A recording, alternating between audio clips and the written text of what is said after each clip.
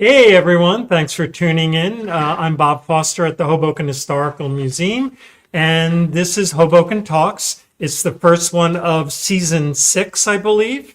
And Rand Hoppe is our producer and runs the show. And tonight we are talking with noted architect Dean Marchetto. I should mention that we're up to like 130 episodes. All the mover and shakers of Hoboken, Bill Miller, April Seidenzall, Chris Turner, a whole bunch of people. So eventually we're going to get everyone on this show. Yeah. That's our goal. That's our goal. So Dean Marchetto, noted architect of Hoboken, and let's welcome Dean right here. Hey, Bob. Okay, good. Yeah. Okay. Thanks for having me. Of course. We know you love Hoboken. And does this, you've chose this image for the backdrop. What kind of, when I say Hoboken and how you got here and all those type of things, how does it relate to this image? Good. Well, again, thanks for having me. The museum's done a great job for Hoboken. What a great resource.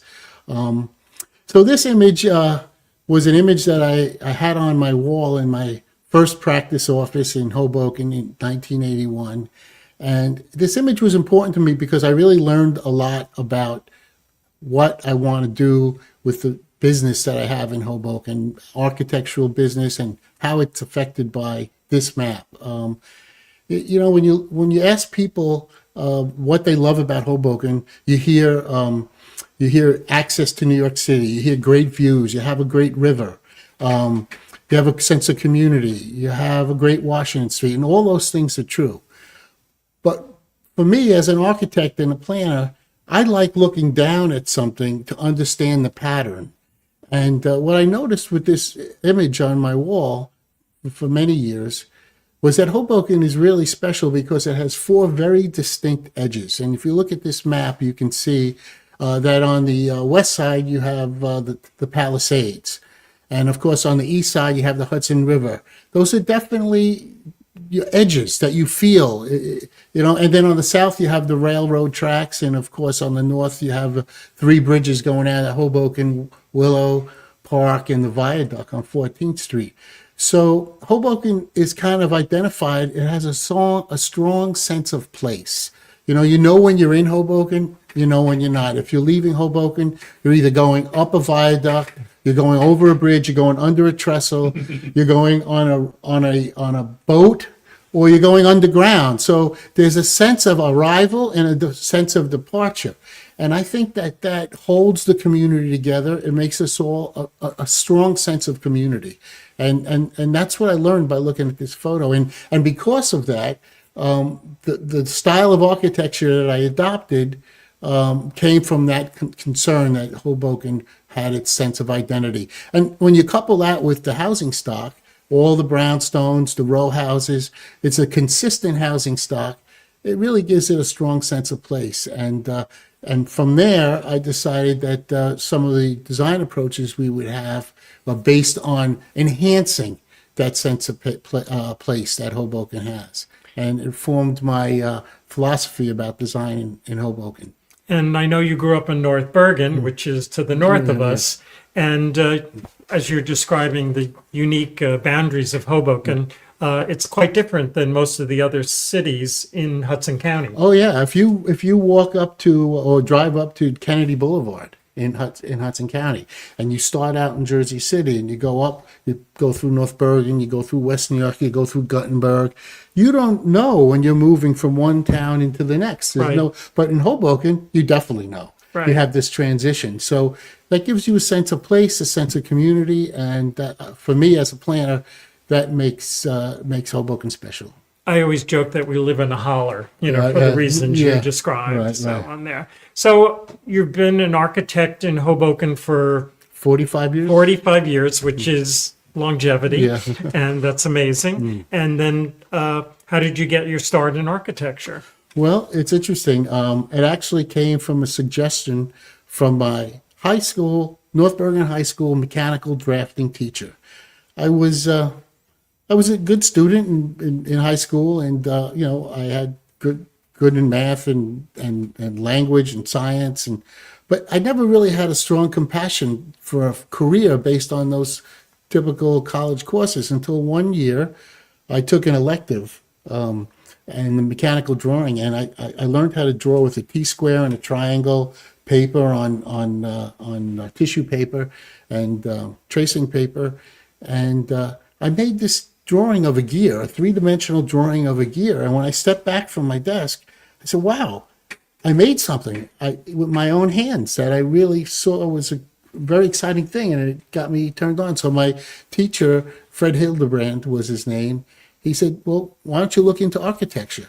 And I did, and we tried it out, and I fell in love with it, you know. I forgot, where did you go to school for your trade? Yes, I went to New York Institute of Technology in Old Westbury, Long Island. It's a wow. 5-year program, accredited program. Yeah, Right. And I know we have some slides of some early influences. Well, yeah, not yet, but I have, my dad was a big influence too. Right. Although, you know, I got the direct connection to architecture from my mechanical drafting teacher. My dad was a very creative guy. He's a sculptor. He was a builder, and his spirit and his energy rubbed off on me as his son. When we lived Let's go to the next slide so Okay. we can get that up, right? Okay. Okay, cool. So your dad, So he, when we lived in North Bergen, we had a house that had a driveway next to it, maybe 15-foot alley, and in the back was a garage. And it was a one-story garage, and it was one-car garage, and immediately he put a second car in there, and we had a 2-car garage in the back. But he never put a car in there. It was a workshop. He made everything out of this workshop.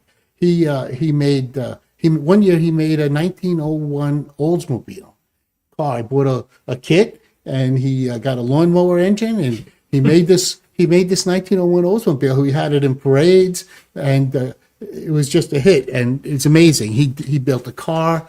One year he made a whole bunch of ceramic tile hot plates and boxes, and he shipped them out, and he had a little business. Got tired of that. During my elementary and high school years, he renovated the house we lived in 4 times. And the last version, I remember I was coming home from school one day, and I get in the living room, and he's got a scaffold in the living room, way high, close to the ceiling, and he's painting frescoes on the ceiling. The last version was like a classical Italian palazzo. He had columns, Corinthian columns, and he was painting on the ceiling. So he was a very creative guy. And one year it was the 1776 bicentennial, Hudson County Parade, Bergen Line Avenue. And he made 6 floats for the parade, you know, and they were all lined up in our driveway for parade day. Trailers that you connect to a car that drove through the parade, and he involved my brother and my sister. My sister was the Statue of Liberty for the centennial parade, and what he did, he took a trailer and he made this apparatus out of metal that she could hold her arm up for the whole parade with the torch. And she went down the whole Bergen Line Avenue with her arm up, but he had this rest for her. And then the gown covered the rest, you know, this green gown. And she was a Statue of Liberty. He did a lot of things. we're doing a big parade down Washington Street for the 250th on May 30th. So you're kind of giving us ideas. Interesting. I like the Statue of Liberty one. But I think the topper of all of them was one day he decided he wanted to build this Giglio. So he was in an Italian society club up in Fairview, and it was the San Paolino Society, and they had a patron saint, St. Paul. And their tradition came from a little town west of Naples in Italy called Nola.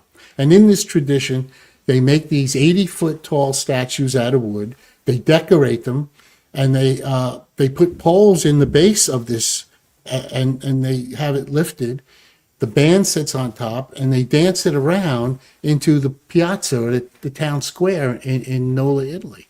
And But this is in North Bergen. This is in North Bergen. So, you know, when he got involved in the club, he wanted to build it just the way they built it in Italy. And for years, they did it where they had a small statue of St. Paul on a base, and they marched it through the streets. People pinned dollars on, you know, as a donation.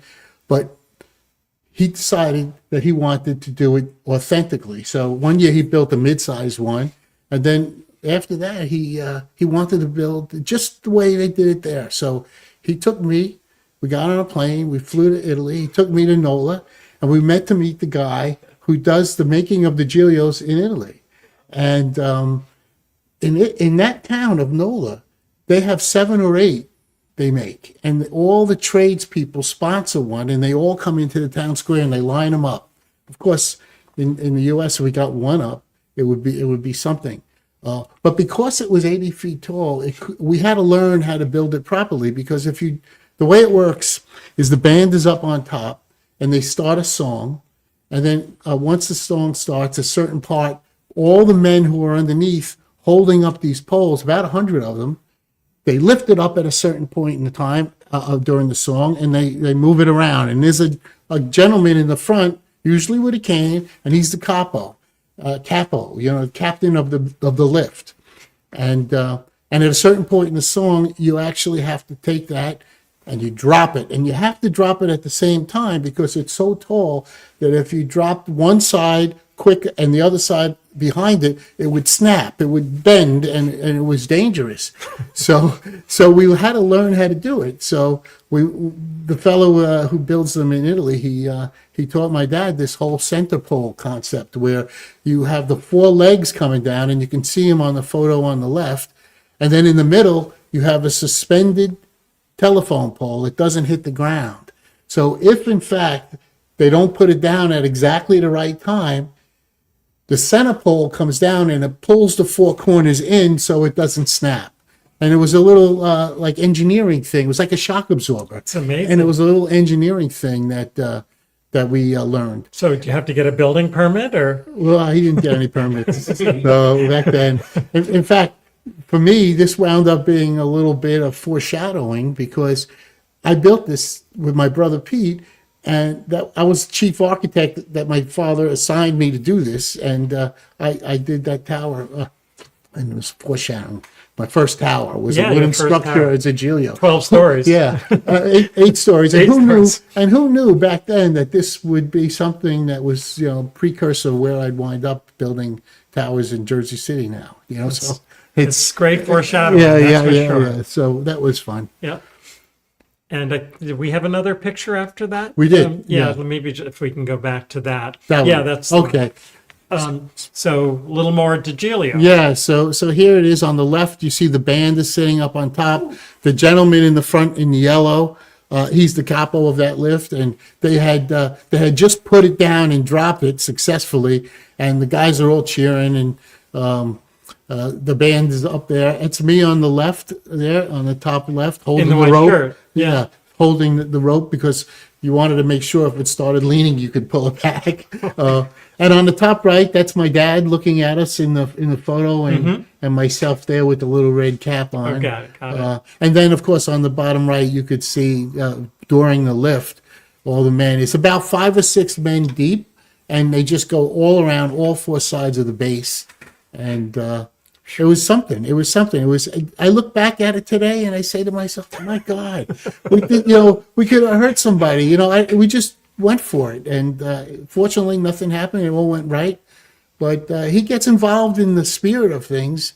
And that energy and that excitement, I think, is something. Thing must weigh about a ton. It must weigh about a ton. You look at the guys on the musicians. Yeah, they're all got on a it. lot They're of on them the lift, there. yeah. So 200 times 5 plus another 1,000. Yeah, so his creativity came to me, Right. It was his blessing. He's passed now, but I miss him. And so. he got to know your career, and It's funny. He made it to the grand opening of my first building, and then he had gotten ill, and we lost him. So Right. so he stayed. He was with us long enough. Sure. I miss the fact that he didn't see the way what was to come. Yeah. Sure. So it was, but anyway, it was great memories, and I appreciate all the energy that I inherited from him and the creativity. Cool. It's a great story, great influence. Yeah. And I guess we'll go on to the next slide. Sure. And these are early years. Yeah. So what brings me to Hoboken? I was working as an apprentice in New York City at Gwathmey Siegel and Associates, who, by the way, we later found out did the W Hotel by coincidence. Uh-huh. But at the time I was working as an apprentice, I had just received my license, and a cousin of mine, Joe Corallo, calls and he says, "Dean, I want you to meet somebody. He's building a condo in Hoboken." So I met with him. He introduced me to Daniel Gans. They both went to school together in Leonia, and he introduced me to Danny. And Danny was starting to do some renovations into condos in Hoboken. This is 1981. And he said, "Dean, I have this project and we need an architect, and I was wondering if you could design it for us." So I was like, "Sure, let's go." And so I took the commission, and I working at home. My dad had built me a desk in the basement of my parents' house, and I would come home from work and go in the basement, and I had a little drawing board down there, and I designed this building on 2nd Street. And sure enough, Danny takes the drawings, he goes to town, gets the approval from the zoning board, and he comes back to me and he says, "Dean, we're ready to build the building. I need the full set of plans, the engineering plans, the architectural plans, the blueprints, all those." And I said, "Well, that's a full-time job. I can't do that moonlighting at night, So I stopped and thought for a second, what am I going to do? I'm at a crossroads. This could be an opportunity. So I went for it, and I was making $25,000 a year at the time. And I said, well, if I can put myself in business for 6 months, maybe I could make a go of my own business. And I said, if not, I can go back to work. So I did it. I rented a 3-room flat in Hoboken on 8th Street, and there it is on the top right. 2 windows in the front were the bedroom, and I moved the bedroom in the back of the apartment over the living room. And I turned the bedroom into an office, built some desks. You could see on the left there, very early years, there's the desks and some cabinets with some books, and I had a Princess phone. There's no computers, Right. so everything's drawing. And it's funny because when I was at Gwathmey Siegel, we had to learn how to draw, not just with pencil and paper. We had to draw with ink on Mylar. It was like the drawings had to be precise. The drawings themselves had to be an art. And I remember we learned how to draw with these rapidograph pens, Ooh, those different size. crazy. Yeah, and they would dry up, and you'd have to shake them. Shake. Yeah, and then sometimes when you lift them up, there'd be a little blob of ink at the end of the line. Right. Well, that wasn't acceptable. Right. You had to go in with an X-Acto knife and trim the ink line so it was the same width for the whole line. Anyway, yeah. So is that a real garage or? It was a real garage. Okay. So I had a car, come from North Bergen. I had a car. So I had you've always had a curb cut. yeah, right? I've always had, it was, yeah. Who knew it was so valuable when I came? But the unit just happened to have a curb cut. And, Right. so we went, we got the job done, and we built the job at 151 2nd Street. And from there, things went well. The timing was right. After this job, which was on 2nd Street, we had the Jefferson Trust job, which is 100 units, 8 stories. And then the very next job, it was Sandy Weiss and Lou Mott who hired me to do the skyline. My 3rd job, a 15-story building, We're getting bigger. 105 We're units. getting bigger. And all of a sudden, I'm, oh my goodness. So I had to start hiring folks. So on the bottom left are my first 3 employees. And on the bottom right, is oddly enough, 1984 presidential election, and right in front of my door, a limousine comes through with Frank Sinatra and Ronald Reagan in the car. You can't see him in the photograph, but they were making a campaign stop together. Right, yeah. Drove right through Hoboken. Yeah, Reagan came to campaign in a sense at St. Anne's for the feast. Yeah. And brought Frank. I kind of got to missing the camaraderie at Gwathmey Siegel with my co-workers, and so sometimes I'd be a ringer on the team. We had a softball league in New York City amongst architectural firms, and I'd go in after 5 o'clock. I'd put the pencils down, the ink pens down, and I'd go in to New York City and play ball with the team. It was a great experience. We played other architectural firms, Richard Meyer's office, Peter Eiserman, Cohn, Pedersen, Fox, and there was a young lady that was on the team, and we went out and we warm up before the game, and you stand across each other, you throw the ball back and forth, and when you're throwing the ball back and forth, it's warming up. And I lined up opposite this young lady. I had my eye on, and we threw the ball to her, and she threw it back, and then I threw it a little harder, and she threw it back a little harder, and I threw it harder again, and she threw it back, and I said, okay, that's a signal. That's a signal. Long story short, I eventually married Irene, and she became an employee. She left Gwathmey Siegel and started working for me, and that's Irene in the photo there. So these are my first three employees. Tony Iovino, who now has a practice of his own. Irene, and I got married, had three kids, brought them up in Hoboken, and then Rich Sideroff I kind of lost touch with. But you could see in this photo, this is the mid-1980s. That's our model of the skyline. Right. Yeah. Right. Yeah, cardboard model. Great story how you connected with baseball. Yeah, through baseball, right. It was great because after the games, we go to the White Horse Tavern on Hudson Street in Manhattan. We have beer and burgers, and you got to socialize. And so I missed that by working by myself, but I had the opportunity to go back and enjoy some of it on the softball team. Cool. So I guess next slide. Yeah. Okay, so here is the first building, and like I said earlier, it kind of comes from my understanding of context in Hoboken. This site was on the corner of Bloomfield and at 2nd Street. And what I tried to do here is, in modern buildings, when you're building several lots, this was a 20-unit building, 4 and 5 stories. You have to, modern buildings, you're putting in, elevators, 2 fire stairs, sprinkler systems. So to build a building in modern codes, it's a little bit bigger than what it would be when they were building brownstones and row houses. So buildings got a little bigger. But in order to build a bigger building in a context of smaller buildings, you have to try to figure out a way to make them fit together.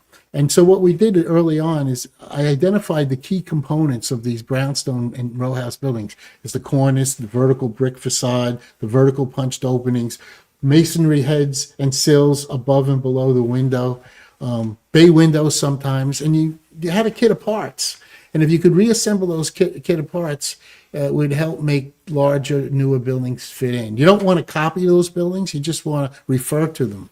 And so on this bottom image, you could see I took the 3-story units that are next to me, and I incorporated one into the facade, stepped the building up, and then the upper part of the building directly lines up with the building across the street, and that would be 2nd Street, and it kind of fits in. It marries to the left, it marries to the right, and it knits in. And you try to design a building that knits into the context. And while it may take a variance, it feels comfortable to do it. And the photograph up above, you can see how those line up. It almost looks like that last one on the right lines up directly with the ones on the left, and it kind of blends in. And that philosophy led to what I adopted as an approach to all the new work for the next 20 years, which you'll see some of. And this was one of the first projects? This is the one Danny and George Right. Vallone hired me to do, the one that I left Gwathmey Siegel for. And it was an important job at the time because in 1984, like I said, this was a new idea. In fact, the New York Times wrote a story about it. It was the first privately constructed new building, condo building in Hoboken at the time. And the last one, according to Fred Beto and Steve Capriello, was somewhere between 1910 and 1930. So it was a big deal. New York Times wrote about it. In the photograph, you could see Dan Gans and George Vallone and their marketing gal, Lori. And then on the right, the Jersey Journal picked it up as well. And they interviewed me, and I talked to them about how I tried to marry the building into the context, and they wrote a story about it. And so it became a way forward for design. Mm-hmm. And then the photo on the right, those are the folks that I hung out with that night. These were the zoning board members at the time in the 1980s. I see Mary Perry. Mary Perry, you have Marie Versace, Frank Cameron, the chairman, and the gentleman in the middle, I don't remember his name. He's familiar, but I forgot it too. And I see the article in the Times was written by Anthony De Palma, Yes. who is a Hoboken guy. That's right. And has done projects for the museum. Right. And So we have a comment from Laura. A good old Hoboken for such a little town, so much architecture, pretty amazing. very cool. Do you know Laura? I don't. Oh, good. We love that when there's new people on Yeah. who obviously can also check in on Facebook with us. I see. Thanks, Laura. Yeah. So, I want to make one comment here. The zoning board gets a bad rap sometimes because they're always told they give them away variances and height and lot coverage. But I'll tell you, over the years, Hoboken has not made very many mistakes in building. You have the 4 or 5 story scale in the middle of the city. The larger buildings are on the perimeter where there's an abundance of light and air. And Hoboken is a loved community because it did well. And so the board gave enough leeway to make the projects pencil so you would overcome any risk. And it worked out. I mean, the scale in Hoboken is maintained. The quality of the architecture was great. So I think the board should get a lot of credit for what they did back then in the 1980s. And they're volunteers. They're volunteers. And that's Frank Marciano on the lower left. Oh, He sure. was an attorney that we worked with a lot. Right. Yeah, so it was every month I'd be at the zoning board meeting, and Right. I was very busy with Sure. those jobs. And you were always known for your really detailed drawings. Yeah. Complimented. Yeah. Okay. And so that idea moved forward for the next 20 years. All we did was try to find new ways to accommodate that idea of context-sensitive design into new buildings. And after a while, you tried to find new ways to do it, but it still had the main ingredients. The one on the top left is right across the street from the Monroe Center. So it's a little bit more the industrial look. As you could see in that facade, you have these individual cornices over individual bays of red brick. You have masonry sills on this job. You have bay windows that separate the building into separate facades, almost like cereal boxes on a shelf. They just vertically side. You see, when you do a new building that's a larger apartment building, they're usually low and wide. Some of these buildings take up 5, 6, 8, 10 lots. But if you built a long horizontal building, it might not fit in with all the vertically proportioned existing row houses and brownstones. I've So, been living in that building for 2 months. oh yeah, really? Ah, It's good. all right, good to know.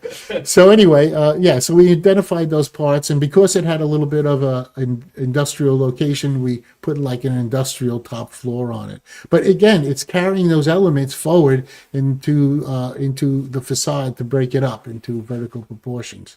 And then one year I traveled to Barcelona and came back and said, let's try a Barcelona overlay. We saw Antonio Gaudi's work, and even in this kind of Barcelona style building, it's on First and Harrison Street. You have the bay windows, you have the cornices, you have the vertical punched openings, and the individual brick facades. So even though it's stylistically different, the components help it to fit in. The bottom one is Prospect Hill on 9th Avenue, and this one goes around the entire block, the whole end of the block, 3 sides. It's Jefferson, 9th, and Madison. And then on the lower right, that's an interesting building on 14th Street, and it's sitting on a block that's right next to a block to the right that has all arches. So we borrowed the arches and carried them through onto this building. And 14th Street's a little bit of a commercial street, more commercial. So the windows here are more of a commercial scale. But on the Bloomfield Street side, you can see we go back to the vertical punched openings to kind of respect the window and architectural style of the residential blocks. So this is one building with 2 different approaches to facades. Very interesting. Montclair wrote this building up as a recommendation in the redevelopment plan for the Wellmont Theater redevelopment. Okay. Yeah, Nice. and so I think I've seen your sign in Montclair yeah, for projects, yeah, right? we have a couple there, but Yeah. it's a compliment to get this building listed as an example of the kind of architecture that they wanted to see there. So it sounds like one of the first things you do is look at the neighborhood, Yes. what's there. Exactly, to And, try to fit in. It kind of and I'm sure the approval board, appreciates that. Yes, yeah. Like I said, most of these buildings are a story or so bigger than what their earlier counterparts were Right. because of code requirements. But if you design it to fit in, it's more compatible. Yeah. Sure. I guess we're going on to the Yeah. next. A couple of them. So this one is another idea. This one, I went to visit Scotland. I went to Glasgow, and I visited the Glasgow School of Art, designed by Charles Rennie Mackintosh, an early English arts and crafts architect, and fell in love with his style and tried to bring it back and put it onto. This is also at the corner of 14th and Bloomfield Streets, the opposite corner. So we chose a brick that was similar in color to the Glasgow School of Art, and we used a lot of details from the building. And the cornice, you could see, is a little flat. It's not as deep. It's just borrowing a style, and it creates a different look. The gates out in front have a little arch over them with a blue light, almost borrowed from the Glasgow School of Art. That was a project with Jenny Ann Burrell? Yes, the Yeah. developer on this was Jenny Ann Burrell. Right. Yeah. And I forgot how long ago that was, but I drive by all the time. Yeah. And the building's holding up Yeah, really well. there's a coffee shop on the ground Right, floor. right. They're wonderful. Right. 1998 this was. Yeah, Right. yeah, Sure. yeah. Okay, and then another example of how to do context-sensitive design. This is on Hudson Street, and the buildings are much more stately and traditional. And the one in the middle there is a new building. The one on the left and the right is an older building, and we try to marry in a modern building that fits in with the classical details of these older buildings. And that was an empty lot, right? It It was was an new empty lot. construction. Yeah, new construction. From the Yeah. pilings up. The stone bay window and the dormers at the top and a little conical spire. It just gives it the detailing that fits in with the traditional old style. Right. Okay. The Maxwell big House. project. Yeah. How long did you work on this project, Maxwell, do Well, you think? the approval process took almost 5 years. Yeah, Yeah. And you could wake up and smell the coffee here. One of the things about this place was Hoboken had a unique. Not only did it have its four edges, it had a unique smell. When the coffee beans were roasting and it was raining and the wind was coming from the east to the west, and during the mornings you would get this coffee smell wafting over the city, and it was just wonderful that it had its own. Not only its own edges, its own sense of place, it had its own smell. Sure. It was just incredible. But anyway, Danny and George Vallone, they got control of this property as well. And this was in 1999. And an early plan emerged where they were going to try to renovate the buildings and convert them into condos and apartments. But it turned out there were some difficulties with the buildings, and the main building that could have been renovated is right on the center of 11th Street, and it blocked the view corridor looking from looking east on 11th Street. So that was a problem. So the building had to get cut up. And then the other building on 12th, that building, the floor-to-floor heights were too tight. If you had a 16-foot floor-to-floor and you had to put another floor in there, they became less than 8 feet. So there were problems.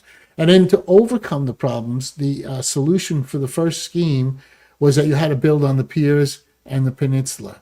So, it became a controversial issue in town because of the waterfront activists who didn't want to have buildings, any new buildings, any buildings at all east of the most easterly street, which is River Road, or in this case, I guess that's Hudson Street. So we're talking Maxwell House Coffee. It was Yeah. built in the 30s, late 30s, I Yeah. think. And in the day, it was the largest coffee plant in the world. Right. And one of the major employers in Hoboken. So ultimately, another plan emerged where we built more or less according to the zoning ordinance, where you put the buildings up on the upland and you left the whole waterfront open for open space, which is a wonderful thing. All of northern Hoboken gets to use that park.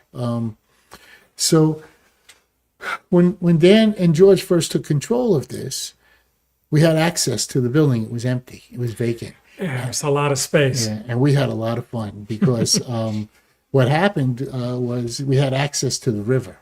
And I remember driving home from a weekend up in the Catskills, and there was a boat.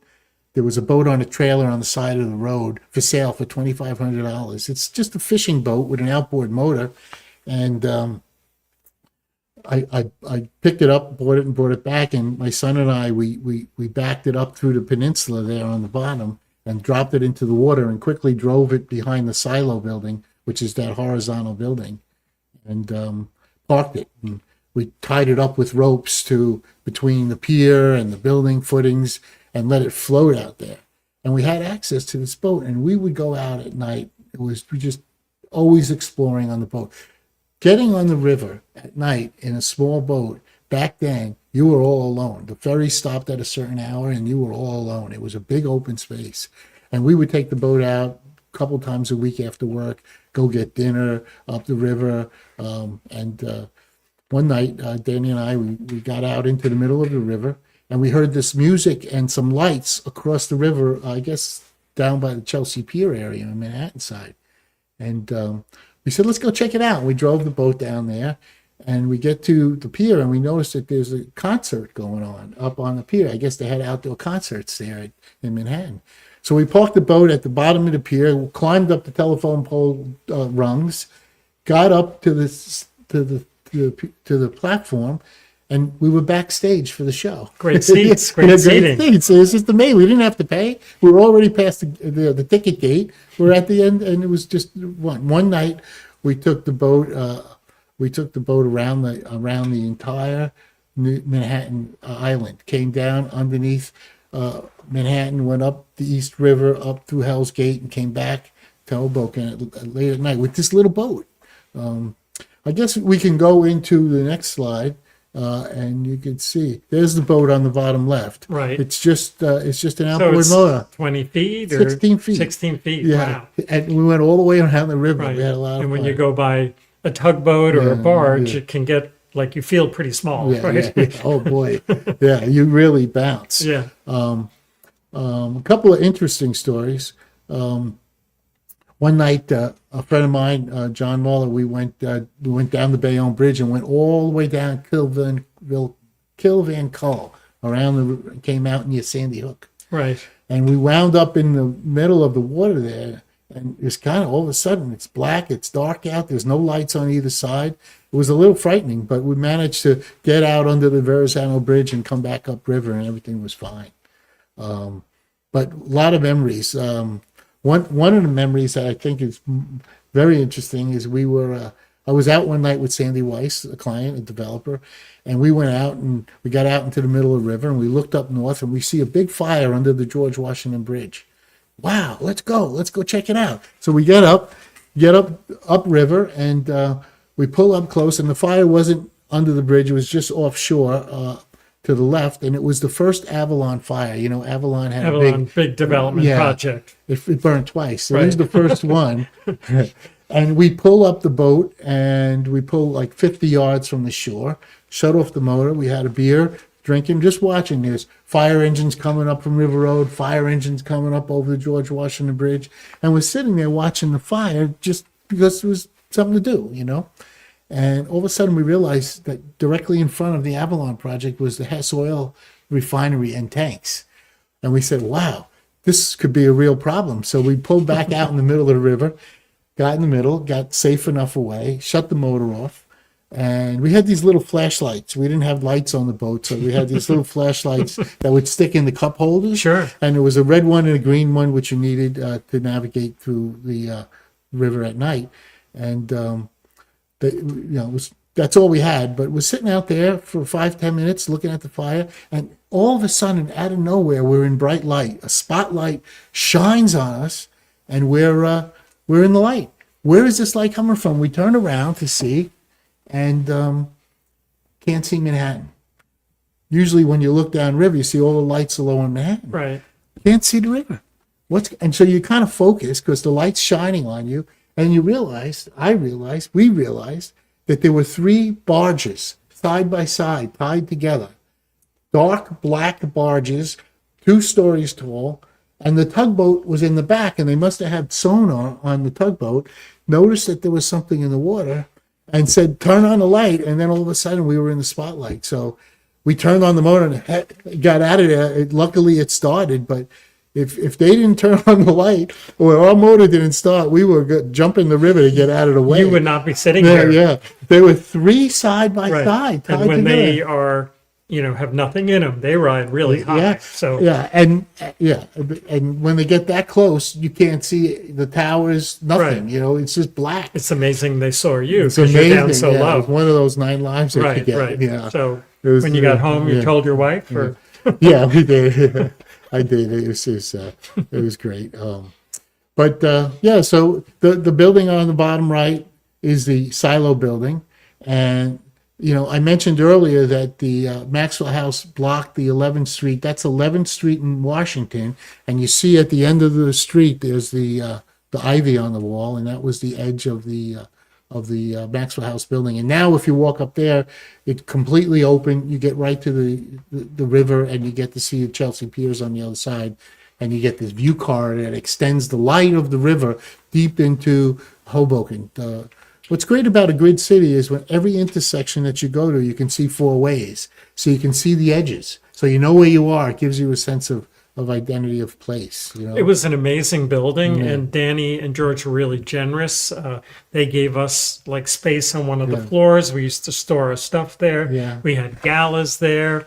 I think the Hoboken Police had, when they did their horse program, they had horse Yes. stables there. Yes, that's right. And then the police had like one floor to practice like their paintball, anti-terrorist stuff. It was like SWAT team. Right. They had the police boat parked there for That's a right. while. Yep. Um, And Let's see. Oh, there's the brewery in there too. Remember? Yeah, I mean, yeah. So yeah, it was so much space. So one morning we decided to go out on the boat and take photographs of the entire skyline on the west side of the river, from the George Washington Bridge down to the Bayonne Bridge. So we get up early, we get out on the boat. We usually went out at night, but this was in the morning because we wanted the light on the on the west side, so the sun's coming from the east, lighting up the whole Jersey side.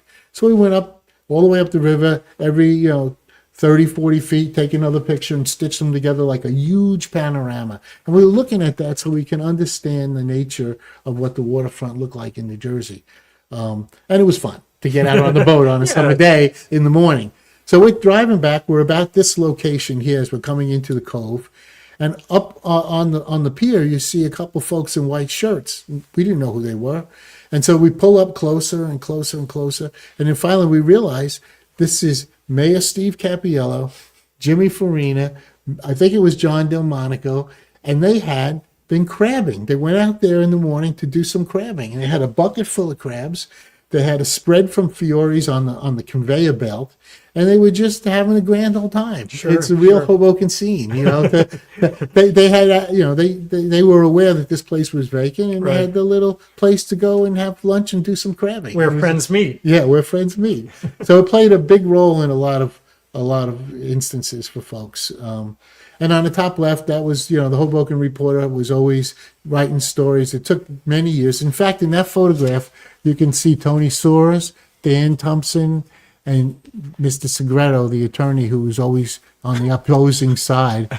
And Danny's in the front, and then Arnold Malteca was the attorney. And that was me presenting the plan to the zoning board at the time. Right.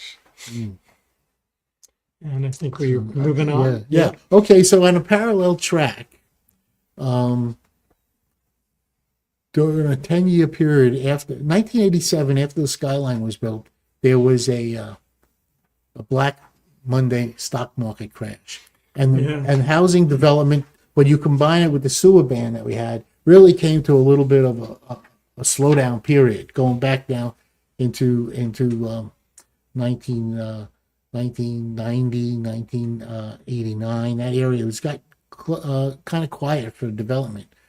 So I met up with Jim Caulfield, city engineer who had his own private practice, and we started doing public work together. And we started Meaning work for the city of for Hoboken. city of Hoboken, county, all kinds of public work, because the private work had That slowed down. Makes sense. Yeah. So Jimmy was a mentor to me. He's an incredibly knowledgeable guy. He knew all about Hoboken sewers and infrastructure.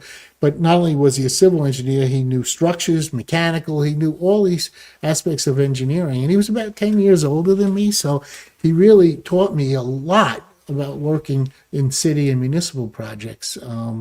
We had gotten a few on the bottom left. We designed the redevelopment plan guidelines for the buildings on the south waterfront. Bob Drashoff was in charge, and we worked with Bob and Jack Carbone to get this done. This document was used to establish the height, the density, step backs, and the looks, like the zoning regulations for the waterfront buildings. The landscaping on the piers there was designed by Cassandra Wildday and Henry Arnold, landscape architects. And this was a team project between landscape architects, architect, and engineer. This was 26 acres.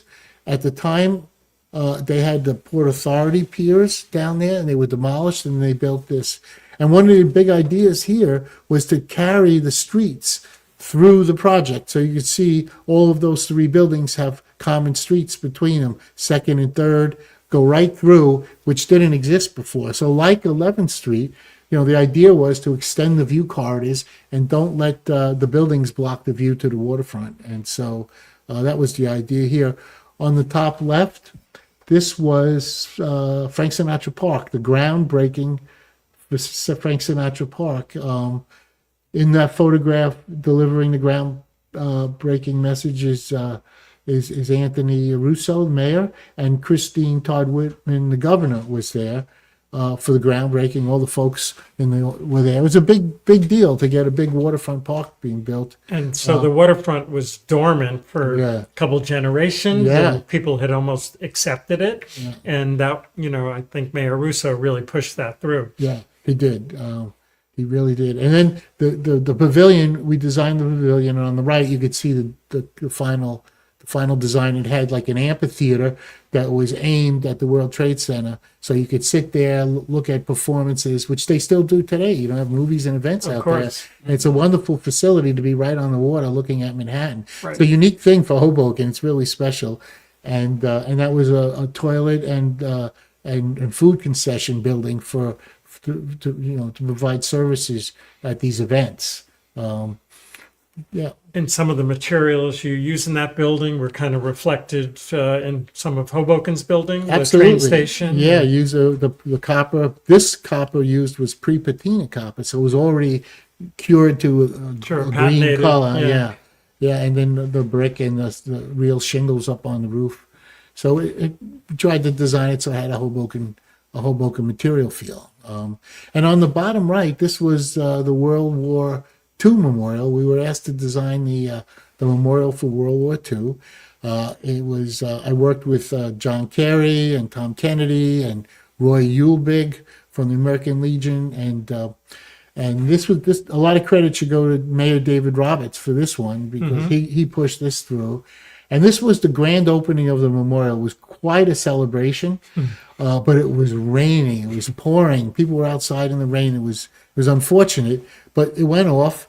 All the dignitaries were up in the back. Speeches were made there, and they had two entertainers. They were the Liberty Bells, and they sang all patriotic songs, and they entertained the group. But this was a good project because my uncle Al, he landed on the beaches of Normandy. He got it back, but I conferred with him on what the memorial itself is designed with the rifle sticking in the ground with the helmet on top, and the idea was to have one for each of the 146 Hoboken residents that never came back. And the idea was to put it on the other side of the railing in the water, and that it was symbolic of these 146 soldiers coming back to Hoboken. Right. Well, it got expensive, and we had to cut it back. So it wound up being just maybe one token for each soldier, so it was a representative that So way. originally you planned it for 146? One for each A of them. rifle with helmet. with Wow. their names on it, Right. but not on the walkway, in the water, on the water side. On the water? In a floating platform. Really? And they were coming back. They were Right. coming back from the beach. I did not know that. Yeah, and there was sand there, so they were sticking in the sand to represent the beaches. But over time, you have to deal with budgets and Sure. real projects. They have to be modified. So behind the folks there is the memorial, and then there's a plaque that's running from front to back with all the names of the 146. Right. Yeah. And now we have Frank Sinatra behind to Yeah. the left, I think, right? Yeah. The statue. It was nice because I got a chance to spend time with my uncle, who's since passed. Right. And we shared. He told me he shared stories with me about his experience, and it helped me understand, the importance of Sure. of the memorial. Right. Yeah. Okay. So here's some more work. In 2008, 2008, we got the commission to do the first AstroTurf field, synthetic field in Hoboken, and this was JFK Stadium in Hoboken at the time, and it was a public project, and we had gotten work from housing authority, the police, the fire department, firehouse on 13th Street. We converted the Union Hall on Hudson Street to the police headquarters. The police. Sure. We had a lot of public work, and it kept us going when the economy was slow on the private side. But I have a funny story about this. North Bergen, where I grew up, we played Hoboken in football. And when I was in high school, my brother Pete, he was on the football team, and he was a kicker. I think he has the highest or the longest field goal in New Jersey. He had a record. But my dad got very excited about his endeavors too. So whenever North Bergen would score a touchdown and Pete's extra point, he'd put up a bomb like a mortar, and you'd be like a fireworks celebration. Right. Well, this was a Friday night game one year, and everybody in North Bergen comes down to Hoboken on Friday night. They drive their cars. The streets are dark. This is 50 years ago, so there were no curbs. You had to find parking like behind fences and on angles, wherever you could put a car. And coming to Hoboken at night 50 years ago was a little sketchy. Okay. It was like, wow, going to Hoboken, it's tough. People are tough down there. So that night, my father had carried out his routine. We won the game, so there was a little hard feelings on the Hoboken side.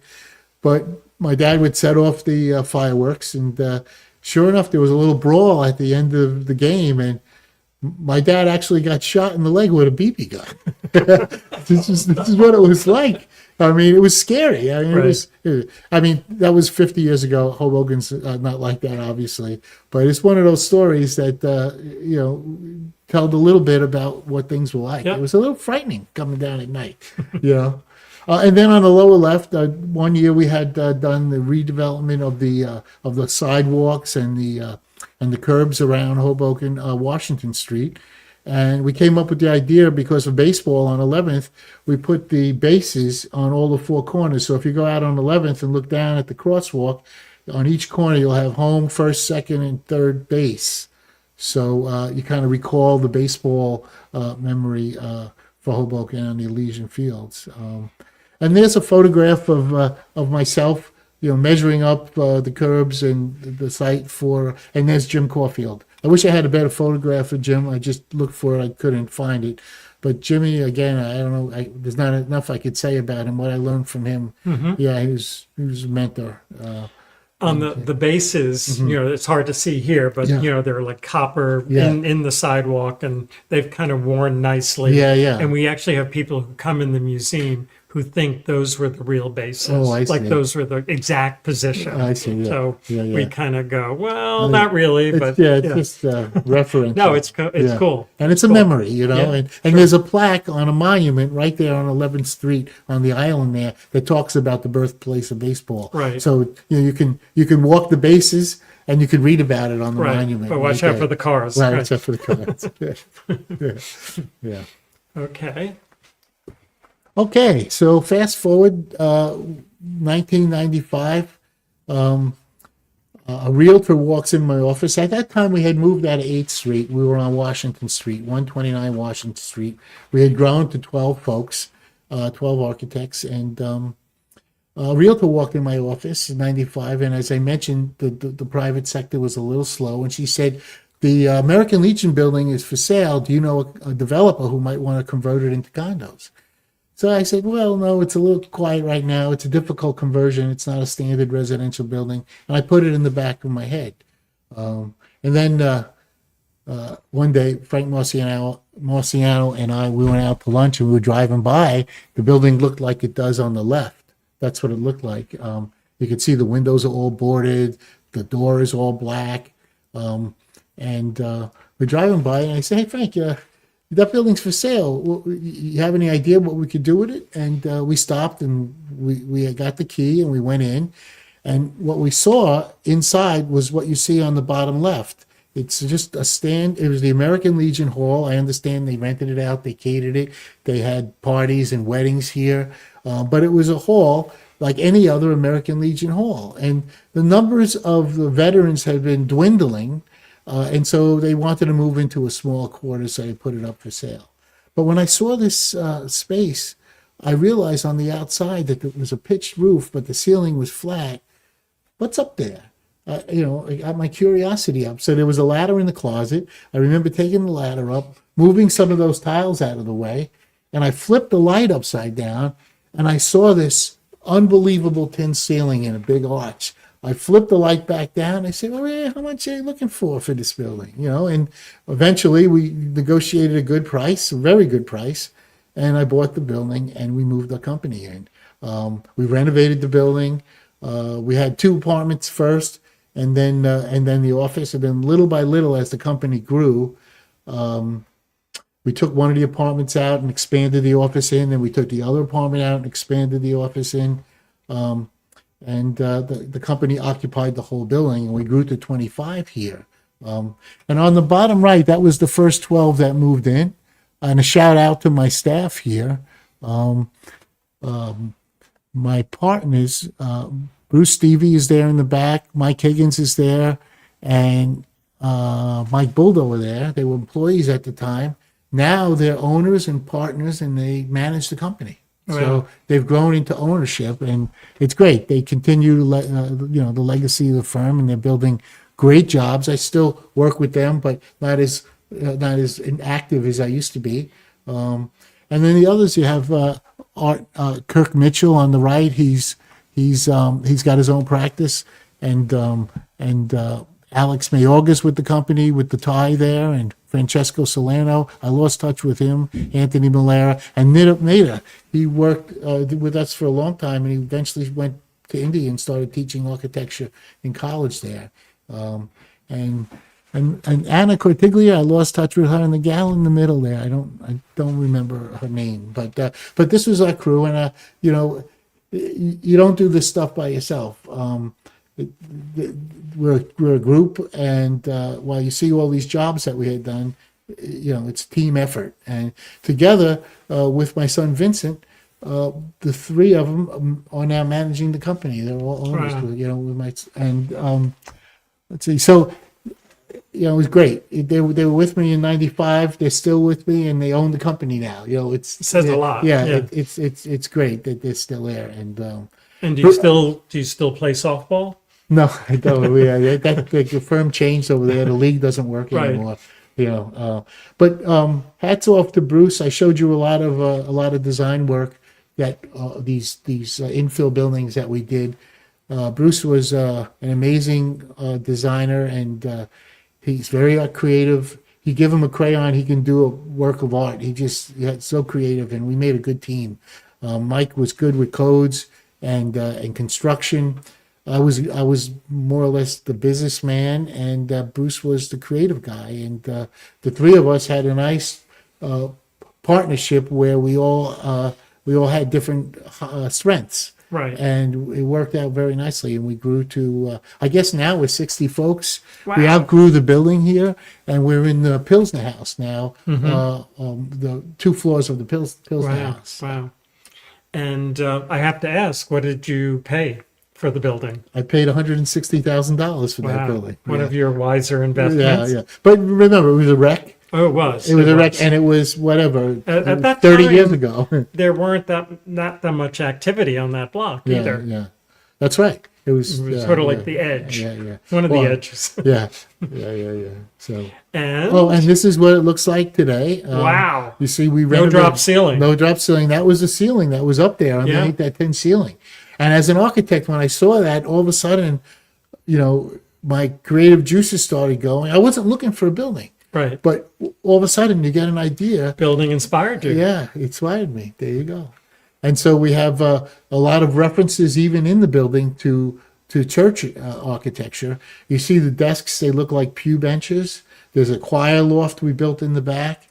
And then in 2012, we put an addition on the left.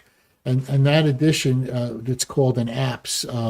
If you look at basilicas, St. Peter's, St. Patrick's in Rome, St. Peter's in Rome and St. Patrick's in New York, or even Notre Dame in Paris, the basilica at the end of the church, there's a round room in the back where a priest celebrates the mass, and that room is called the apse. Well, you can see the back of the building here didn't have a round room, Right. so we added an apse, but we did a very modern apse. So who hangs out in that room? That's my office. Yeah. And you still have a parking spot, There's just a like your parking- first yeah, building there you on go. 2nd Street. True. But anyway, yeah, so even in this, we kind of worked with Stevens here. This was kind of new technology, working with 3D printing and working 3D BIM modeling and CNC construction. We didn't have the technology in house to do all the computer work to make these shapes. So we worked with Stevens Institute and we did a joint venture with them, and they helped us with all the math and all the computer work. And eventually, this building won a design award, an international design award, and they flew one of the Stevens students and myself to Paris for 3 days to receive an award, an international design award Wow. for this. Anyway, it's a very, very beautiful modern room that complements the older church. What a transformation. Yeah, it's a wonderful place, and And this is like your art. yeah, exactly. I love being here. It's a great place to work, and I feel very comfortable. And it was very good to me. We were here for 30 years, and company grew now into a very successful. So hard to leave. Hard to leave. So I'm still there. Okay. The firm moved to Right, the firm you're moved to still Pilsen. hanging out in the apps. I'm still hanging out in the apps, and we go back and forth on Zoom calls, and, Oh, that's and funny. we sometimes meet here and sometimes there. Right. Eventually, I hope to either convert it to residential or re-rent it. But meanwhile, I'm very happy sitting in the apps doing my work from that location. Yeah. I wish the museum could somehow secure. Oh, well, let me know. Maybe we Okay. can work out a deal. Okay. It's so inspiring, Yeah, that space. yeah. It really is. And kind of influences of arts and crafts Yeah, movement. yeah, absolutely. And American arts and crafts, right, right. Plus overlaid with references to church architecture. Right. If you look at the windows, there's this trapezoidal arch shape at the top. Mm-hmm. Well, 2 of them had to be blocked off in the back because the apse was put on the back. Oh, right. So when we designed the panel to cut out, it looks to fill in where the window was, we put a stripe up the middle with 3 different tiles, so it has a reference to like the Pope's hat. The Pope's hat comes down. And Sure, sure. I remember. I saw it. Yeah. So there's all these references Wow. to church architects. They're subtle, but they give you a rationale for a reason why to come up with a design. right. It But means not something. subtle for you. No. I mean, you yeah. know them. Yeah, Yeah. I know 'em, yeah. So cool. Yeah. And wow. Yeah. Wow.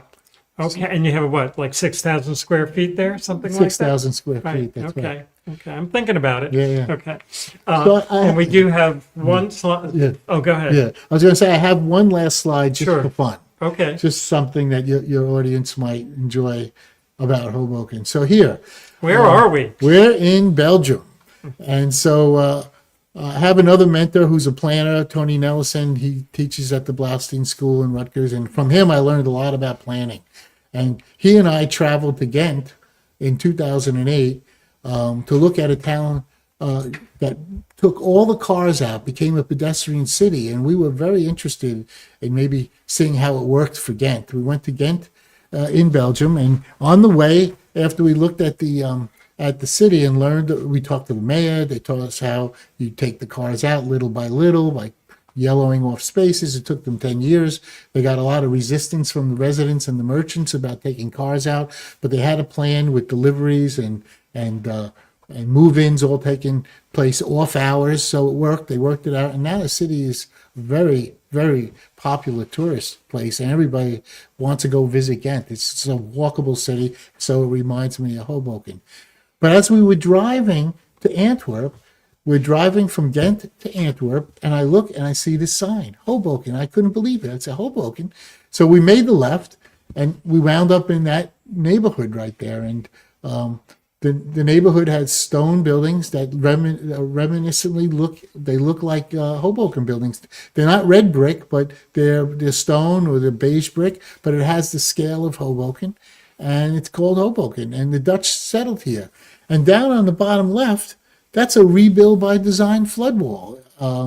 There's a flood wall there, and that orange gate just slides across and closes off the city from the water that would come from the left. So not only is it named Hoboken, not only does it look like Hoboken, it has a flood wall that would like Hoboken. And just for fun, if you go in the park there's a statue of A. von Hoboken. So when you talk to folks who ask, where did Hoboken get its name? The traditional answer is that the Lenni Lenape Indians named it Hoboken because it was the way of pronouncing tobacco, which is Hoboken, which was the Indian name for tobacco, which they grew here in Hoboken. But when you see this, makes me unsure whether it came from the Indians or it came from Belgium. Right. Because it's pretty convincing, Yeah. We had some people visiting here. They're doing a radio piece and sort of the sister cities like Hoboken across from Antwerp and Hoboken. And they made the point that the sea level there is 8.5 feet, to the water line, shall we say? Yeah, yeah. And I believe Hoboken is the same. Right. Well, what is level across the world, right? Right. So it I makes never sense. thought of that. Yeah. It's the sea level, right? Right. So that's true. It's another similarity. Another connection. Another We connection. always joke that if someone comes in from Holland, Belgium, they'll sort of want to know that it was, connected to this Hoboken. Right. And we kind of go, yeah. And then, but it always is a complicated story, which it's from. Yeah. So Cool. Yeah, so it's fun. I mean, I become a Hoboken person. It's my home. I live here. I love the city, like most people who come here do. And to just drive through, and all of a sudden, out of a surprise, you see Hoboken. You really want to go visit. Yeah, it. of So course. it makes you very curious. Yeah. So I thought that would be fun to I show. love it. Yeah. I love it. I'm going to have to research a little more about Avon Hoboken. I know apparently there's like liquor bottles with his name on it, which you'll see, old ones. So I don't know if he was a bootlegger or what the deal was. I just happened to see his pedestal there in Hoboken. I took a snapshot. Okay. Said I'd like to bring this home and show it to the folks at home. Right. So this has been great. We're kind of winding down. Yeah. Do you want to add anything else? I would just say that a couple things to people who have children or sons and daughters who want to be architects.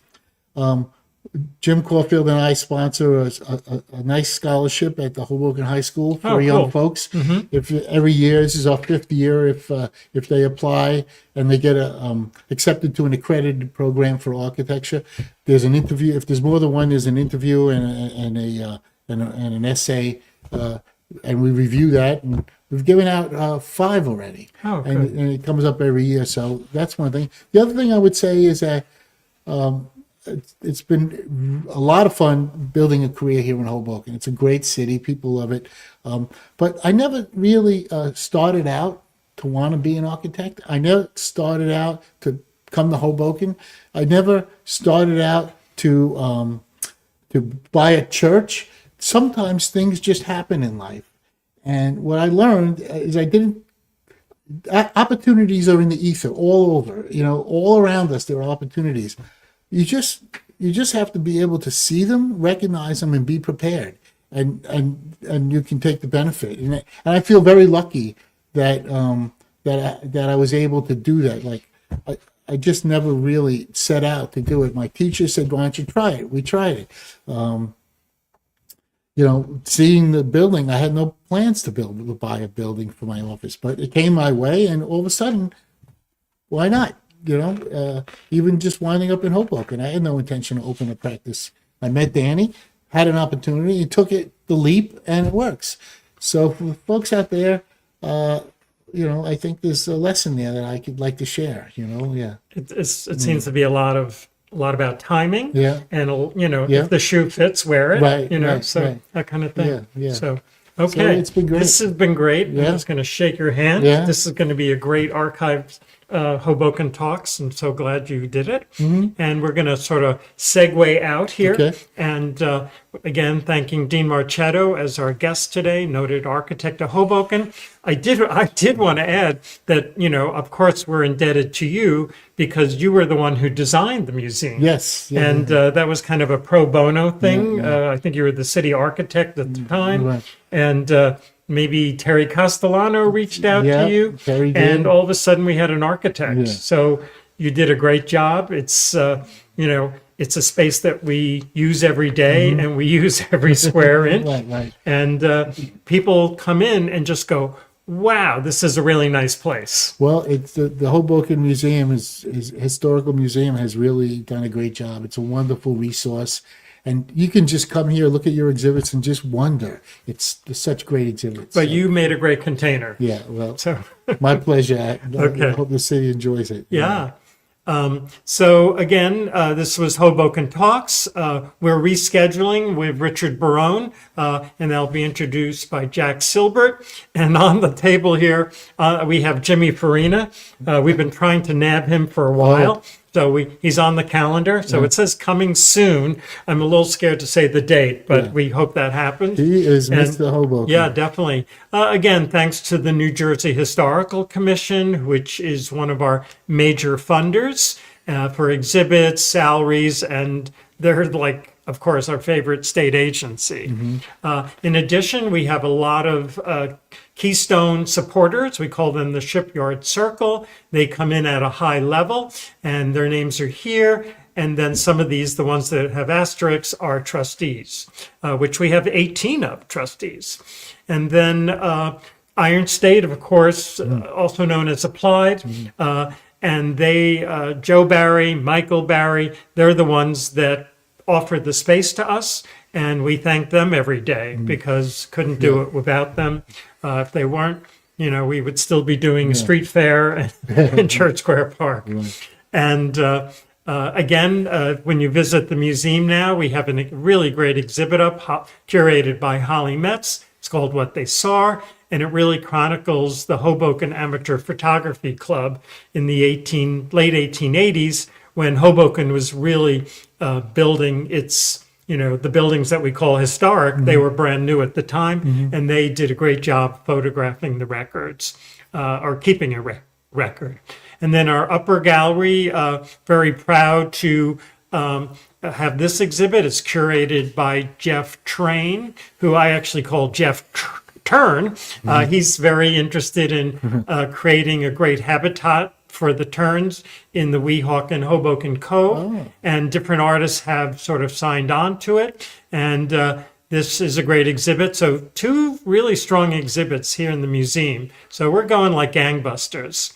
And I think that's it. We hope you enjoyed the program. Our main user is YouTube, but you can also do it on Facebook. Hopefully you could sign on, share some thoughts, subscribe. It helps with our standing. And of course, all these programs are archived on YouTube and are a great permanent record of Hoboken through the people of Hoboken.